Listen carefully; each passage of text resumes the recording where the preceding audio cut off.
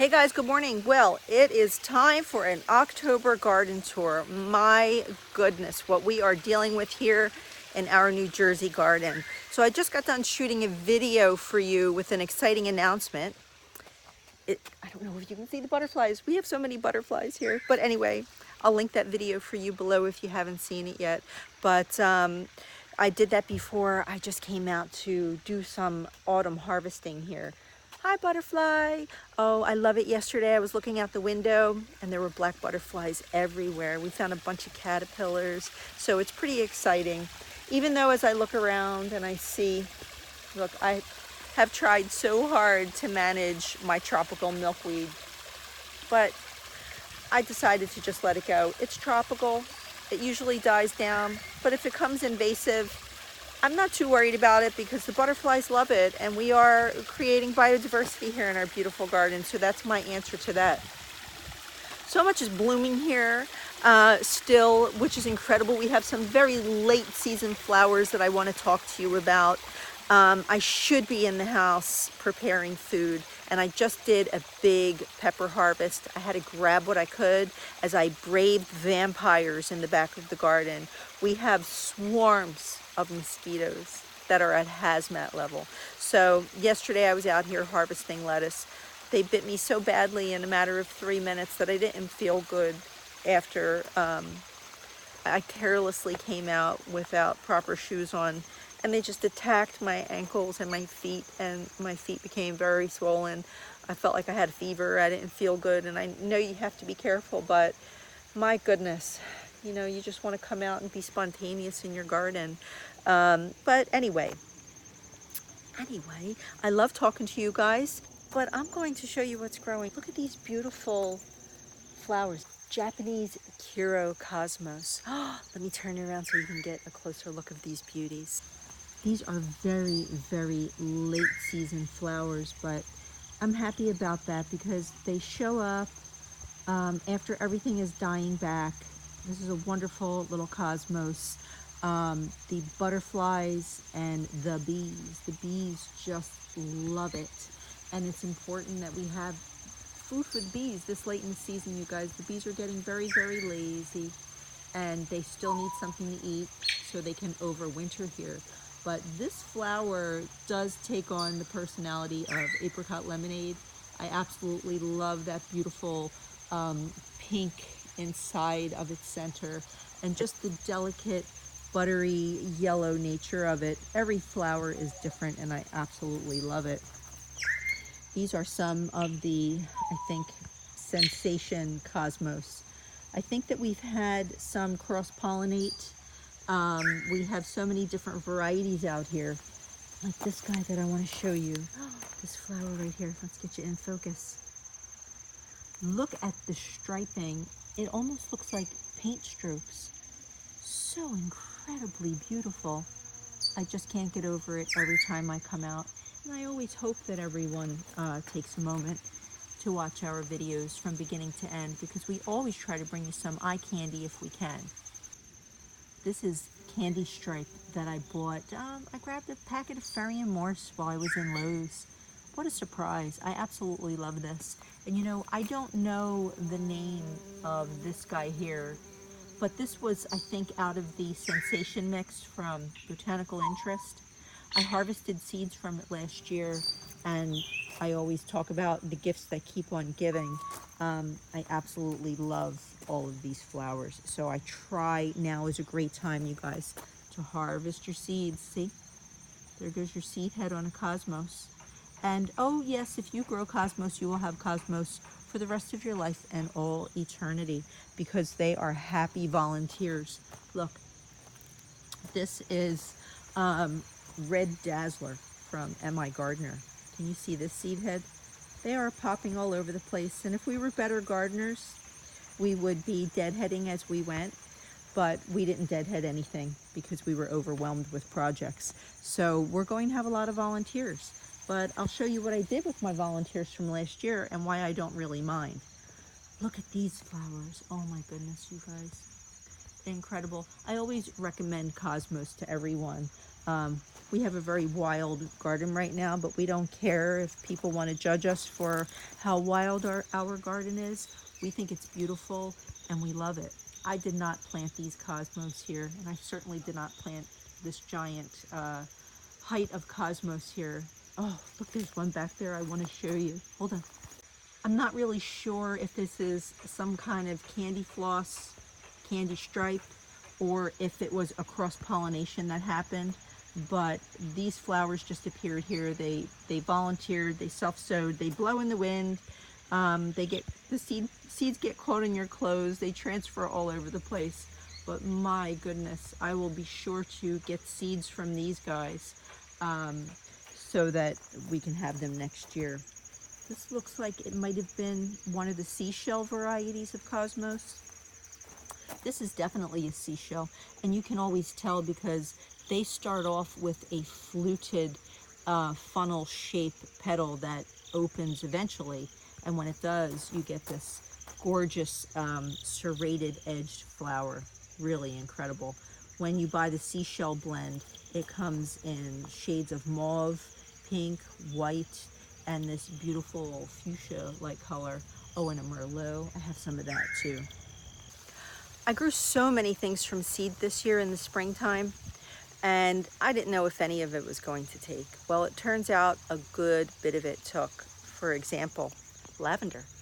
I didn't know that you could grow lavender from seed. Let me turn you around and give you a closer look. This beautiful lavender is so fragrant, and it actually bloomed in its first year. I think these packs were from Ferry and Morse that I grabbed at Lowe's. This is Lavandula Vera. Oh my goodness, the fragrance on my hands. Now, people say that growing lavender requires a lot of work and that it gets woody and you have to prune it. And this is my first year with lavender. I really expected nothing from it, but it's giving back. I did cold stratify the seeds, and it grew very, very happily though. It's very arid back here in this part of the garden, and it loves the dry conditions. I don't water it very often. It does not like wet feet, but look at all of the new growth inside of it. This one didn't bloom yet, but I think it's going to. So I'll have to start following instructions on how to manage my new lavender garden. And hiding under my cosmos that has seriously gone to seed. Oh my goodness, we're gonna have cosmos everywhere. This is Munstead lavender. Oh, again, incredible fragrance. It's absolutely incredible. Just, it did really well back here. It's so hot in this microclimate. So look, you guys, you can grow lavender. My wild garden, you guys, and the land of the vampires, okay? More cosmos that I have to show you. Oh, look. Our garden is an absolute beautiful mess right now. It's a disaster, actually. But I had to show you some of the different colors of cosmos. Look, it's I think it's October 3rd. We have tomatoes still. They are still, I'm actually getting ready to harvest all of these guys out. The plants are not very healthy at all, but they went through a third bloom. And again, more cosmos. These cosmos are the volunteers that I was telling you about. Aren't they gorgeous? But yeah, I digress again. The garden has really given back a late season bloom this year with flowers and tomatoes, but it's such a disaster. I mean, for those of you who are also gardeners who know that October, from August to October, the garden is a disaster. Look at these beautiful marigolds. The bees love the marigolds. They will overwinter in them. We always have bees active into November. Lots of marigold varieties. We regret that we did not grow as many marigolds as we normally do. And I became overwhelmed because every year they just take over the garden. So I planted less this year, and I allowed my beautiful cosmos volunteers to take over, but we had leaf-footed bug invasions again. It was terrible. So the past 2 or 3 years, we haven't had any leaf-footed bugs because we had massive amounts of marigolds. So next year will be the return of the marigold. We also have awesome amounts of volunteer borage. I don't know if you can hear all the bees buzzing around, but this borage is just, it's so beautiful. These little blue flowers are so vibrant in the garden, especially on a gray day like today. But this borage is full of bees. I don't know if you can see them or hear them, but this is critical for your garden, and they will overwinter here. Everybody's happy, everybody has something to eat, and the bees love borage. Well, I'm already getting seriously assaulted by the mosquitoes. The garden is alive with mosquitoes. When I go in, I'm basically serving myself over to them. It's a blood bank back here. But I don't know if you can see some of these tomatoes that are still growing in the background. We are going to be harvesting them today because next week it is going to drop down to the 40s. Mosquitoes. So the tomatoes don't, like that kind of temperatures, and they will get soggy and they will start to get frost. So we're going to get what we can and let them ripen in the back window. Well, I have a big, beautiful tomato back there that I think might be an Abe Lincoln. There's actually several Abe Lincolns, yeah. Because the first part over here, look at the cosmos back there, 7 feet tall, 8 feet tall maybe. They are all Hungarian hearts, and then it goes to Abe Lincoln, and then it goes over to classic beef. I still have Arkansas Traveler growing back here, and lots of Parks Whoppers. Now, Parks Whoppers are early season and late season. They used to bloom for us. The flowers would bloom and produce fruit all season long. Something has changed about the Parks Whopper cultivar, and now we get early summer and late summer harvest. But wow, look at all the tomatoes, you guys. I don't know where I'm going to put them. I really don't. But I'm going to harvest as many as I can. And hopefully we will be enjoying tomatoes that ripen in the window into December. Wow, here's Bonnie Best. Oh my goodness, this was another really great tomato, you guys. Absolutely loved it. And I have some Dr. Witchies growing up over the cattle panel here, so I will be harvesting those as well. Look at the daytail pepper trees. Yes, I said trees. I have 3 pepper trees here. I once heard somebody saying that they lived in the tropics and that their pepper plants were trees, and that they came here and they were asking, where are all of your pepper trees? And no one knew what the person was talking about. Well, they explained that they lived in a tropical environment and that the pepper plants grow into trees. Daytail pepper from Baker Creek, you guys.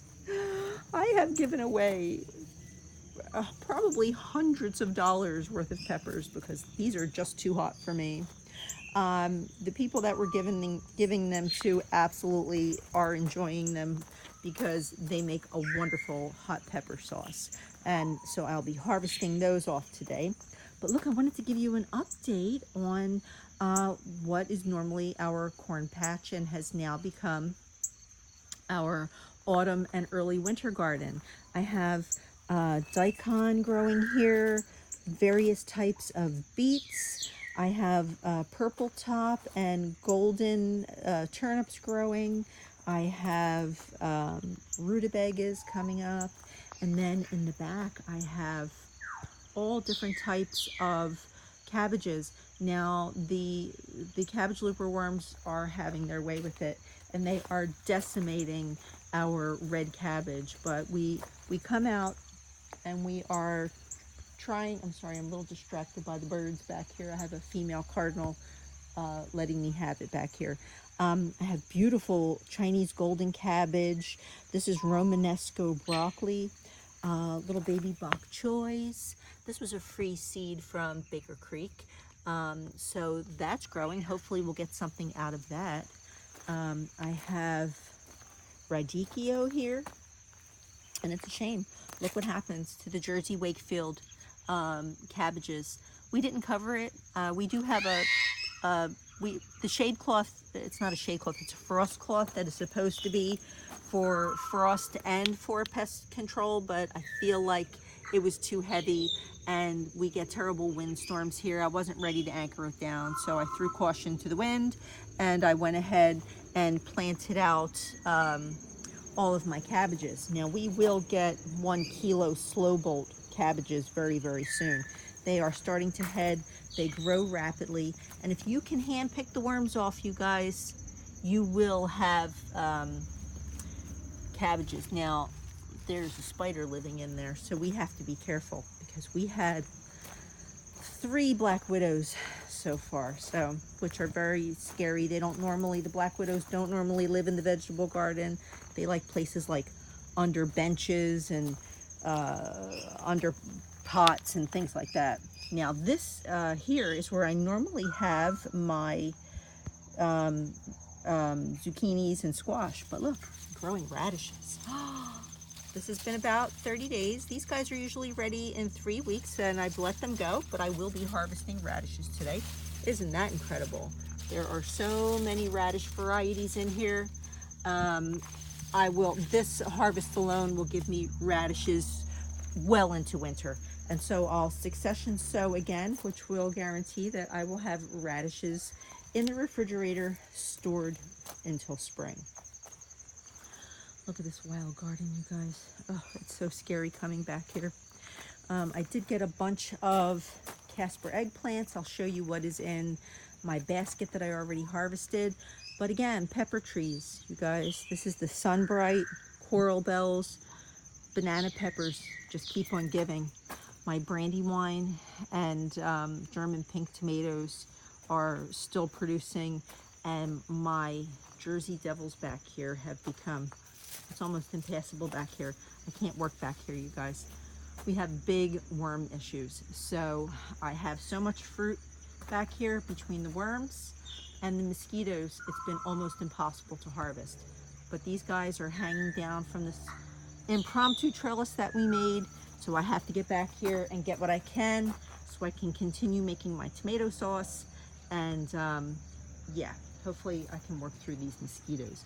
But look, these pepper plants back here, shishito and notapeno is starting to really slow down, but the Park's Whopper is probably 5 feet 7 inches at this point, covered in peppers. Little peppers, big peppers. Wait till you see the peppers that I've already harvested. Keystone resistant, California Golden Wonder still growing. Again, lots and lots of tomatoes and mosquitoes. Getting this guy off of here today. This is where it's the worst back here, you guys, so I got to get out of here. But Cubanea or Cubanelle, some people say. I have a bunch of Jimmy Nardellos that came off, and oh my goodness, look at the giant Marconi. It really is giant. This plant here, oh, I don't know if you can see this, I almost went right into the spider web.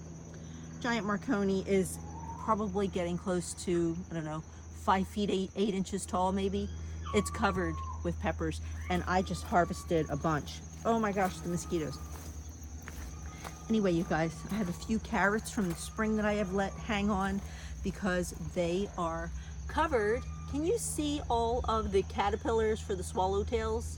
The swallowtails love the carrot tops, so I've just allowed them to take them over. We have, this is at least, oh my goodness, they're growing by the day. This is at least our second round in the past few weeks with all of these caterpillar babies. Now, this bed is about to get eliminated because it's falling apart. Very upsetting. So we have to rip it out. It's going to be an ordeal that I'm really not prepared to deal with right now because we have so much on our plates. But I wanted to give you a closer look at all of the caterpillar babies so you can see. Swallowtail, they are so beautiful. I'm not going to try to overwinter them in my greenhouse, though. We really are just going to allow nature to take its course with whatever happens to them. I hope they make it. I hope that if they become a chrysalis here that they can make it. But honestly, I just can't take on the responsibility of any more life. There's so much going on back here in this jungle. But look at my lettuce, you guys. I'm harvesting lettuce daily now. And what is really incredible is that I don't have to rip it out. It's cut and come again. I take the leaves that I want, and you just let the plant stay in here and keep it watered. And we'll have this until frost.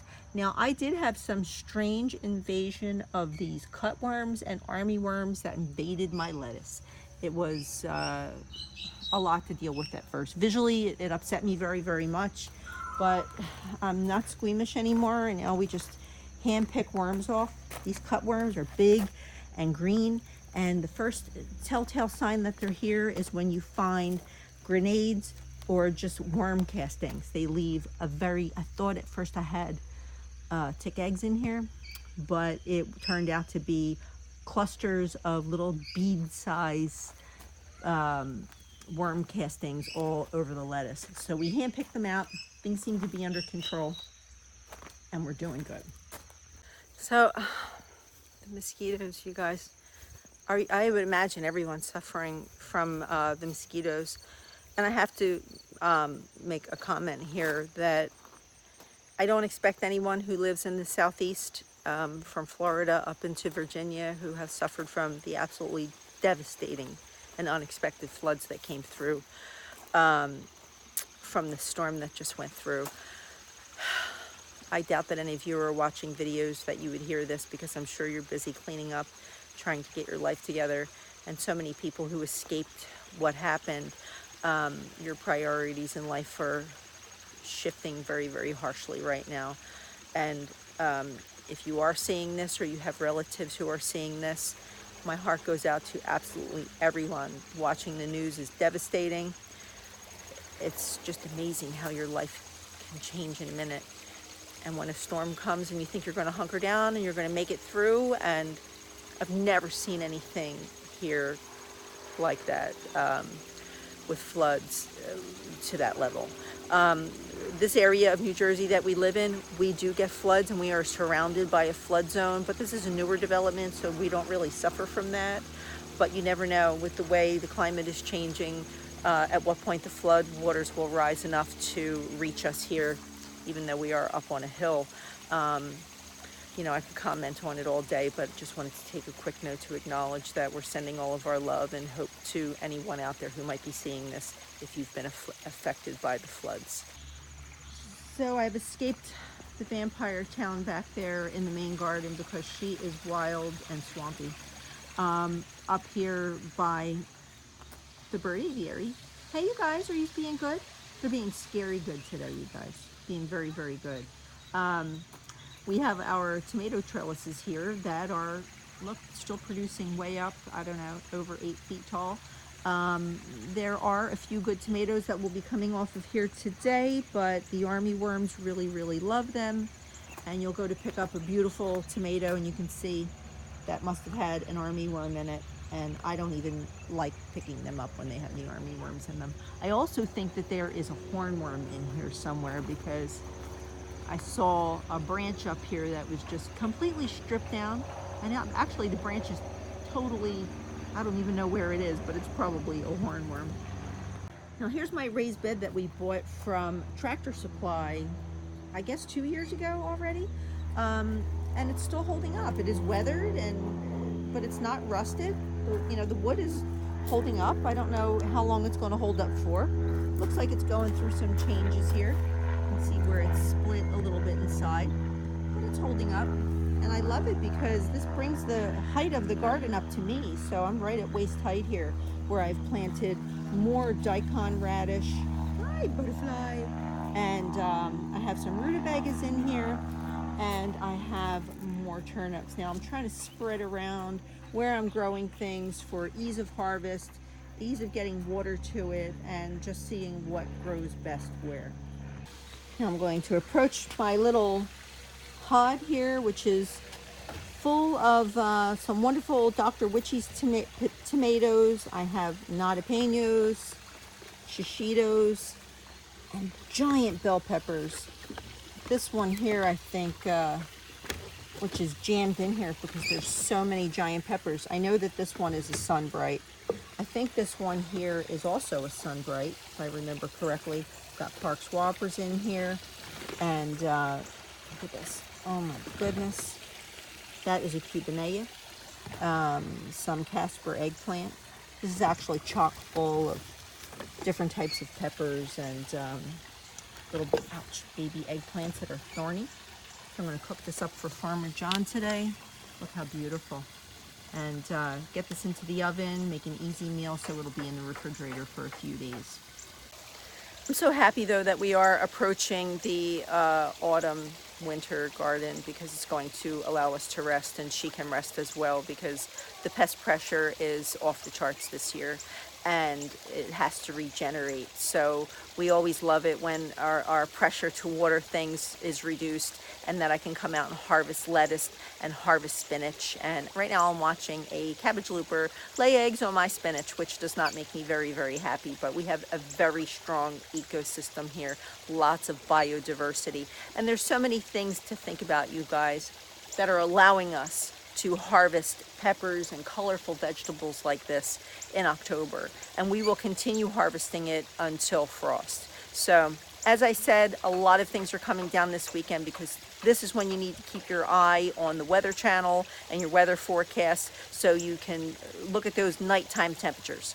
Because when the nighttime temperatures go into the 40s, if you have tomatoes left over, they're probably not going to make it. Your peppers will suffer also. The walls will start to break down, and they'll get wet and soggy and never recover. So it's time to think about all of that too, you guys. So anyway, think about growing flowers, you guys, late season flowers, different types of cosmos and marigolds, because they hang around in the garden, some of them through a frost, like borage, and it will keep returning, because again, we want to talk about biodiversity and why late season flowers are so important, and it allows you to harvest beautiful things like this well into the autumn. So thanks for taking this garden tour with me today, you guys. Stay tuned, there's still lots of harvest coming up, and we hope to hear from you soon.